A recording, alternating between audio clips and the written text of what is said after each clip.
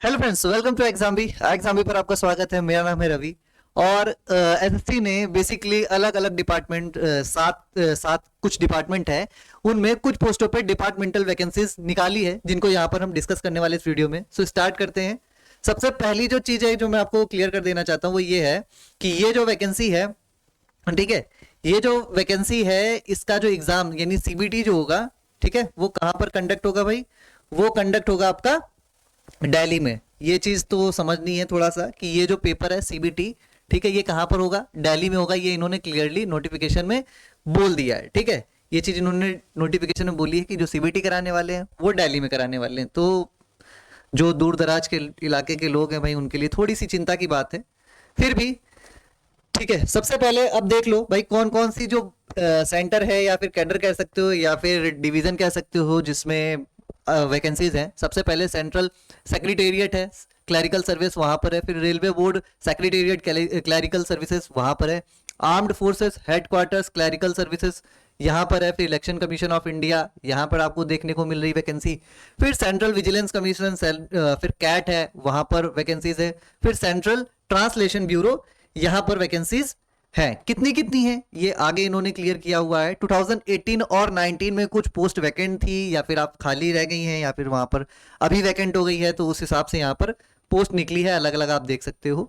2018 और 19 दोनों के फॉर्म आप भर सकते हो, ऐसा नहीं कि नहीं भर सकते हो, दोनों के आप भर सकते हो, ठीक है। यहाँ पर आप अगर टोटल काउंट करोगे तो ये जाकर आपका बन रहा है 37 36 के आसपास। 25 हो गया, 28 29, फिर 31 33 पोस्ट यहाँ पर है, ठीक है। 33 2018 में है। उसके बाद अगर आप देखते हो 2019 में कितनी है, तो यहाँ पर थोड़ी सी ज्यादा है, यहाँ पर आपकी 43 पोस्ट है, ठीक है। ये आप देख सकते हो 5 है कैट में खाली, उसके बाद 28 है armed force headquarter clerical services में खाली, रेलवे बोर्ड में 10 है, ठीक है। इस तरह से यहाँ पर अलग अलग जगह पर पोस्ट है, ठीक है। चलो, अभी इनकी एलिजिबिलिटी क्या होने वाली है ये हम देख लेते हैं भाई। एलिजिबिलिटी जो है यहाँ नीचे दे रखी गई है। इसमें एक जगह पर इन्होंने क्लियर बोला हुआ है कि सीबीटी, देखिए नहीं, यहाँ पर नहीं, इसके ऊपर था ये। यहाँ पर आप देख सकते हो इन्होंने क्लियरली बोला हुआ है कि जो सीबीटी होगा, the candidate must note that the examination shall be conducted by the staff selection commission in Delhi only. केवल दिल्ली में इसके सीबीटी होने वाले हैं, ये इन्होंने यहाँ पर क्लियरली बात कह दी है, ठीक है। अब इसके लिए एलिजिबिलिटी क्या है वो इन्होंने नीचे अलग अलग नोटिफाई की हुई है, जिसको हम यहाँ पर देख लेते हैं भाई। बाकी ये डिपार्टमेंट के अंदर वालों के लिए वैकेंसी है, तो उनको एटलीस्ट वो सारी चीजें पता होती कि डॉक्यूमेंट क्या चाहिए, तो वो बात मैं यहाँ पर नहीं कह रहा हूँ, ठीक है। क्योंकि जनरल मतलब जो जनरल ऐसे ही हैं जो अभी सेलेक्ट नहीं हुए हैं उनके लिए वैकेंसी नहीं है, तो उनके नहीं पता होता है ज़्यादातर। बाकी जो डिपार्टमेंट के अंदर है वो तो सारी चीज़ें जानता ही है कि कौन सा डॉक्यूमेंट चाहिए मुझे, ठीक है।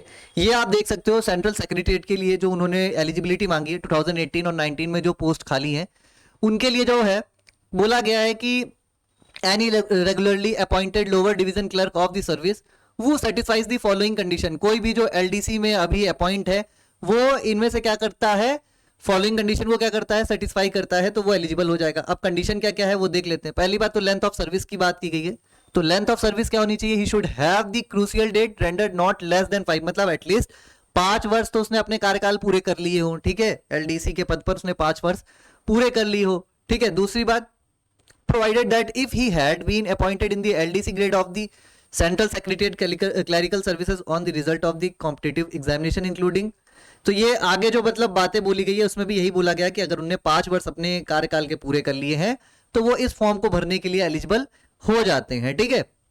ये चीज इन्होंने इतने में बोली है। उसके बाद आगे वाली पोस्ट के लिए देख लेते हैं। एज की बात अगर करें तो एज यहाँ पर 50 बोली है कि मतलब 50 वर्ष से बड़ा व्यक्ति नहीं होना चाहिए, मतलब उसकी उम्र 50 वर्ष से कम की होनी चाहिए, तभी वो इस फॉर्म को भर सकता है। 5 साल की सर्विस पूरी कर ली हो, बाकी जो नॉर्मल पात्रता है कि हाई स्कूल इंटर वगैरह वो सब होना चाहिए, वो सब इसमें बातें बोली गई हैं, ठीक है।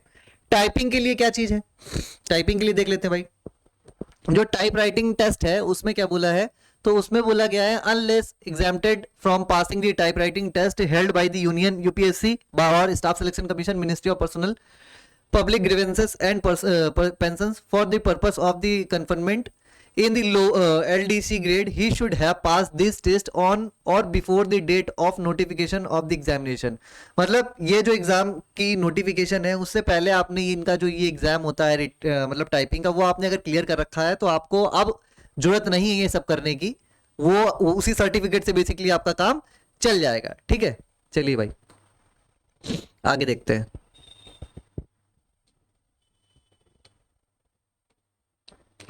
अब रेलवे बोर्ड सेक्रेटेरिएट की अगर बात करें, रेलवे बोर्ड सेक्रेटेरिएट में क्या है, तो उसमें इन्होंने बोला है कि एनी परमानेंट और रेगुलरली अपॉइंटेड, फिर से वही बात कि जो उस पद पर कार्यरत है, एलडीसी के पद पर कार्यरत है, ठीक है ना, तो वो इसको भर सकता है। अब वहां नीचे उन्होंने क्या बोला हुआ है, एज वेज का यहाँ पर कोई चक्कर नहीं दे रखा है। ठीक है, बस वही 5 वर्ष उसने कम से कम नौकरी कर रखी हो। ठीक है, 5 वर्ष कर रखी हो और जिसमें लगातार 4 वर्ष की सेवा होनी चाहिए। मतलब होता है कभी कभी कि गैप होता है, ठीक है, 1 साल नौकरी की फिर गैप ले लिया, वो वाला नहीं होना चाहिए। लगातार 4 साल तो उन्होंने किया ही हो, उसके अलावा 5 वर्ष की उन्होंने कंप्लीट जॉब कर रखी हो। ठीक है, टाइप राइटिंग टेस्ट में फिर से वही बातें लिखी गई हैं कि पहले से उन्होंने जो ये एसएससी हो गया या यूपीएससी हो गया, वो जो टाइपिंग टेस्ट वगैरह कराते हैं वो क्वालिफाई कर रखा हो, तो फिर उससे जरूरत नहीं पड़ेगी यहां पर आपको किसी प्रकार के टाइप राइटिंग टेस्ट की। ठीक है, चलो अब आर्म फोर्सेज में क्या है, आर्म फोर्सेज में भी 5 वर्ष कम से कम आपकी, यहां पर ज्यादातर में यही लिखा हुआ है कि 5 वर्ष की आपने जो है कंटिन्यूअस नौकरी कर रखी हो। अगर 5 वर्ष आपने नौकरी डिपार्टमेंट में कर रखी है तो आप इस फॉर्म को भरने के लिए एलिजिबल हो जाते हो। ठीक है भाई, चलो नोट यहां पर ये है, the rules for the competitive examination including limited departmental examination held by staff selection commission refer to the 3rd schedule shall be as notified by the government. मतलब कुछ खास नहीं है, वो जो पूरी बात ऊपर लिखी हुई है वही सब चीजें हैं कि 5 वर्ष की नौकरी कम से कम हो जानी चाहिए। ठीक है, इलेक्शन कमीशन ऑफ इंडिया के केस में उन्होंने बोला है कि जूनियर सेक्रेटेरिएट असिस्टेंट या फिर लोअर डिवीजन क्लर्क वो have completed minimum of 3 years, मतलब उसने अगर 3 वर्ष की नौकरी कंप्लीट कर ली है तो वो इलेक्शन कमीशन ऑफ इंडिया की जो पोस्ट है, मतलब बेसिकली इलेक्शन कमिश्नर की नहीं, इलेक्शन कमीशन ऑफ इंडिया के अंदर जो क्लरिकल पोस्ट है उसको भरने के लिए एलिजिबल हो जाएगा अगर उसने 3 साल की नौकरी कंप्लीट कर रखी है। ठीक है, फिर सेंट्रल विजिलेंस कमीशन की बात कर लेते हैं, तो सेंट्रल विजिलेंस सीवीसी में क्या बोला गया है, तो सीवीसी में देखते हैं भाई, junior secretariat assistant in the commission वो हैव रेंडर्ड 5 ईयर, यहां पर फिर से 5 वर्ष की बात की है, ज्यादातर में 5 वर्ष है, इलेक्शन कमीशन ऑफ इंडिया में 3 साल का उन्होंने कंप्लीशन मांगा हुआ है। ठीक है, उसके बाद एलिजिबिलिटी कैट की देख लेते हैं कि कैट में क्या मांगा है, सेंट्रल एडमिनिस्ट्रेटिव ट्रिब्यूनल में। ठीक है, देख लेते हैं भाई, यहां पर भी 5 वर्ष बोला है कि 5 वर्ष की आपकी जॉब होनी चाहिए। और मेरे को ऐसा लगता है कि 5 वर्ष अगर 2018-19 की है तो उस हिसाब से आप देखोगे तो अभी तक जो भी उससे पहले के ज्वाइन हैं या 18-17 पे जो ज्वाइन हो चुके हैं उनके 5 वर्ष तो आसानी से हो चुके होंगे, तो फिर वो सब ये भरने के लिए एलिजिबल हो जाते हैं ना भाई। और 5 वर्ष नहीं हुए तो 3 वर्ष वाला भाई देख लेना जो इलेक्शन कमीशन ऑफ इंडिया में है।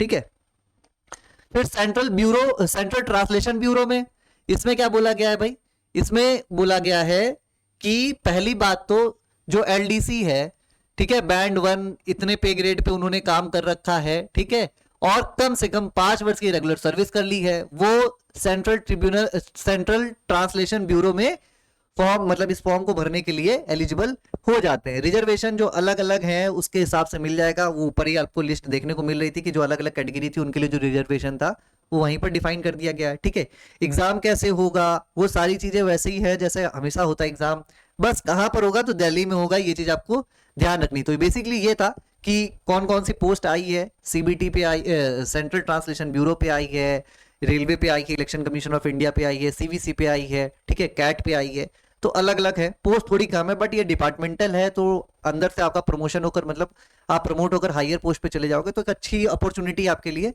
तो जो भी इसकी तैयारी करना चाहते हैं वो मतलब फॉर्म भर सकते हैं आराम से, है ना। सो वीडियो पसंद आई तो वीडियो को लाइक कीजिएगा, चैनल पर नए हैं तो सब्सक्राइब कीजिएगा। Thank you.